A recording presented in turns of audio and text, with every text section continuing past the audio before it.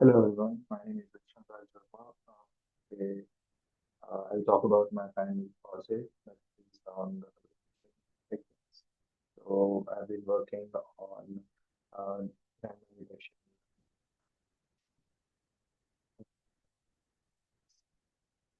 So for the data collection of uh, the ground penetrating radar scan, we have this workflow. So you can see the data set. We try to have the B scans.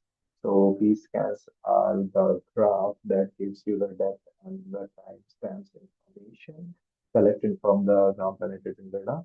So the hyperbola in that the graph will tell you there is something hindering the frequency of the ground penetrating data, and some object is beneath the ground. So what we are trying to do, we are trying to detect those parabolas to have the information about the landmines inside the ground. So like this, we have annotated our images, and we will use these images for our model training. So I have used YOLO for this purpose. So we have a small data set right now that is of 285 images. We will use this RoboFlow data pipeline in our collab.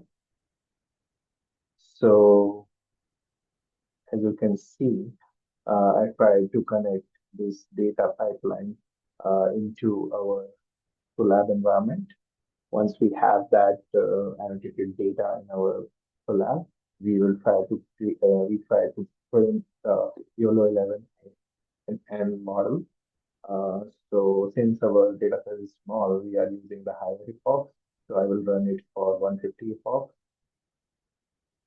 So once it has been trained, you can see the inference on one of the B scan. So there will be a bounding box on the hyperbola, and that's how you get to know like there is a 76% accuracy is a landmine, 0.67% is a landmine detection. So like more feature we will provide, better it will detect the landmines. So why we are doing this? So I'll tell you. So there are so many areas uh, which are affected by the war, and still they are unexplored mines inside the ground. But innocent people are getting killed every day because wrongly stepping onto the mines inside the ground, and let's say due to some excavation got exploded. So this project will help to detect those mines.